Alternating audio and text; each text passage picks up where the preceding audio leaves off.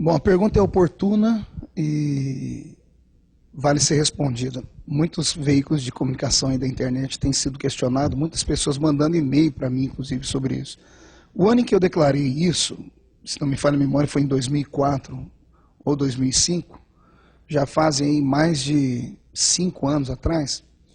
Eu era um jovem pregador ainda, porque eu comecei a pregar muito cedo, e como jovem pregador, pregando no maior evento pentecostal do Brasil, eu queria mostrar serviço, né? E como é que se mostra serviço você começando a pregar? Copiando os grandes, copiando os maiores pregadores. Eu usei um jargão de efeito, porque eu copiei na época uma frase que eu ouvi alguém me dizer que o pastor Billy Graham havia dito. Na verdade, eu nunca li nada sobre isso, eu só comprei e acabei vendendo o que eu comprei. Fui imaturo naquele momento, fui até ignorante. Por quê? Porque naquele momento eu vinha de um momento muito crítico, ascensão ministerial, pregando dentro das Assembleias de Deus. E as Assembleias de Deus, naquele momento, eram igrejas que não tinham pensamento político. Até aquele momento, 5, 6, 7 anos atrás, não era só a Assembleia de Deus, a maioria das grandes igrejas evangélicas, eles tinham aversão à política, que diziam que política e religião não se misturavam. Na verdade, hoje eu entendo, porque a minha mente está um pouco mais aberta. O que não se mistura é Estado e igreja. O Estado não pode mandar na igreja, bem como a igreja não deve influenciar no Estado. Mas a religião e a política, elas precisam caminhar junto, porque a base da política é moral. E o que é que traz o moral para a sociedade, se não a religião? Que a religião traz o homem aqui para baixo, faz o homem entender as coisas que são certas e que são erradas. Naquele momento, quando eu fiz aquela declaração, fiz por fazer.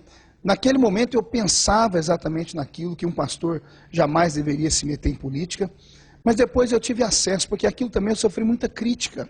A mensagem esparramada foi para o Brasil inteiro e para o mundo, e começaram a enviar para mim vídeos, por exemplo, do Dr. Martin Luther King, que foi o homem, talvez um dos maiores políticos do mundo, o homem que teve a sua linda frase, né? I have a dream, eu tenho um sonho, que foi um político que lutou contra a segregação racial nos Estados Unidos da América. Até hoje é um ícone político americano. E o Dr. Martin Luther King, para quem não sabe, Martin Luther, a mãe dele fez uma homenagem, na verdade, a Martim Lutero, que foi o grande reformador. Martin Luther King era pastor e foi um dos maiores políticos dos Estados Unidos da América. Para quem não sabe, Jimmy Carter, que também foi um dos maiores políticos americanos, que foi, na verdade, um dos maiores governantes americanos, ainda hoje professa sua fé cristã e tem o seu pé dentro do episcopado ministerial. Os homens da Bíblia foram políticos. Daniel foi um dos maiores políticos do seu tempo. José, no Egito, foi um dos maiores políticos do seu tempo. Jesus tinha afinidade com políticos, até porque ele foi sepultado na sepultura de José de Arimateia, que era um senador romano.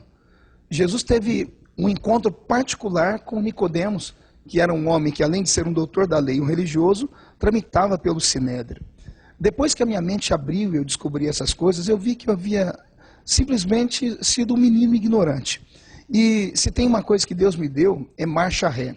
Eu não tenho dificuldade nenhuma em aceitar que eu errei, até porque nunca é tarde para a gente reconhecer um erro.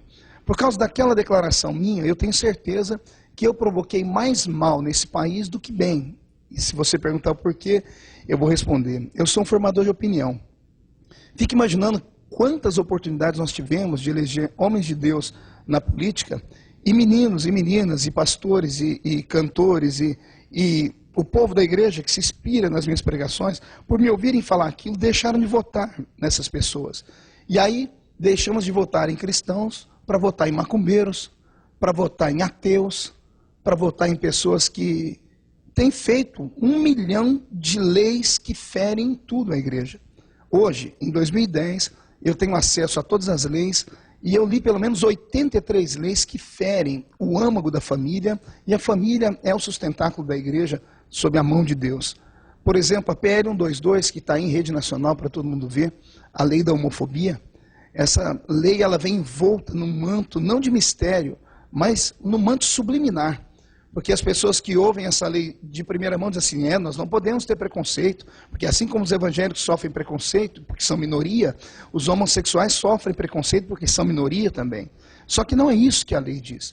A lei, ela vai um pouco mais além. Ela diz que se um casal de homossexuais entrarem dentro da minha igreja, eu como pastor, e eles resolverem casar dentro da minha igreja, e eu não aceitar, isso pode ser tido como preconceito, e esse preconceito vai ser punido como à luz da lei. Se a lei for aprovada, ou fecha a minha igreja, ou eu como pastor vou responder diante das leis, posso ser preso e o crime é inafiançável. Tive acesso, por exemplo, à lei do meio ambiente. O nome é tão bonito que a gente pensa, poxa, o país está preocupado aí, quem criou essa lei está preocupado com os animais que estão em extinção, está preocupado com a água que está sendo poluída, com o oxigênio do país que está sendo poluído. E quando a gente começa a ler um pouquinho sobre essa lei, descobrimos que dentro dela encontramos uma brecha chamada lei do psil. Porque como envolve o meio ambiente, o som também envolve o meio ambiente, existe a poluição sonora. E trouxeram isso para dentro das igrejas. Só em São Paulo, esse ano de 2010, mais de 8 igrejas foram fechadas, porque os vizinhos denunciaram dizendo que o barulho da igreja estava indo acima de 75 decibéis, que é o permitido pela lei do psil, que está dentro da lei do meio ambiente. Detalhe, a mesma igreja que foi fechada aqui na esquina, 100 metros de cá tem uma boate, que faz um inferno durante a semana toda e ninguém faz uma denúncia. Então, por causa dessas leis, eu acordei. E vi a besteira que eu fiz quando eu disse que, como pastor, eu jamais me envolveria em política porque eu não me rebaixaria. A Bíblia diz que toda autoridade é por Deus constituída. E se nós temos que colocar pessoas lá, em Brasília, ou na Câmara Legislativa, temos que colocar pessoas que conheçam a lei de Deus. Porque também não basta nós elegermos um evangélico despreparado. Porque hoje ser evangélico virou um nome, é status, é know-how. Eu conheço um monte de evangélico que não sabe citar o Salmo 23. Eu conheço um monte de evangélico que não sabe o que é o batismo. Então também não adianta nós votarmos apenas em cristãos. Temos que votar em pessoas que conheçam a lei de Deus e que possam fazer alguma coisa lá em cima. Naquele momento, em 2004, quando eu fiz aquela declaração, eu confesso, fui infeliz, fui um menino em fazer, fiz sem conhecimento de causa, fiz porque eu ouvi todo mundo falar, todos os pregadores que eu me inspirei falavam isso, e inclusive alguns que falavam isso hoje são políticos. Estão fazendo um trabalho formidável para o reino de Deus. Então, como eu disse, nunca é tarde para voltar atrás, e por isso hoje eu, Marco Feliciano, empresto o meu nome à Câmara Federal de Brasília, para ser, quem sabe, aí o representante do povo de Deus lá dentro. Sou candidato a deputado federal, não me envergonho disso, isso não me rebaixa, até porque existe ex-político, mas não existe ex-pastor, não existe ex-ungido.